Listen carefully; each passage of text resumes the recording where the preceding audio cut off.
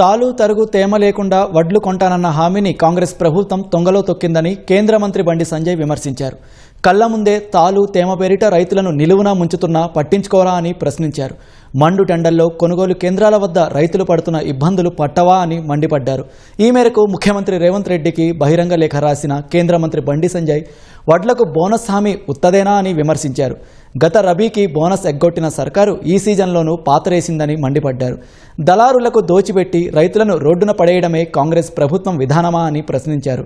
10 ఏళ్ల బీఆర్ఎస్ పాలనలో civil supplies corporation 56,000 కోట్ల అప్పులతో దివాలా తీయిస్తే 2.5 ఏళ్ల పాలనలో సంస్థను 1,00,000 కోట్ల అప్పులు పాలు చేశారని కేంద్ర మంత్రి ఆరోపించారు.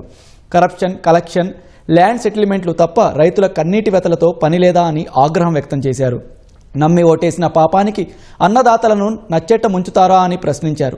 ఇప్పటికైనా అన్నదాతలకు ఇచ్చిన హామీలన్నీ అమలు చేయకుంటే ఆందోళన తప్పదని బండి సంజయ్ హెచ్చరించారు.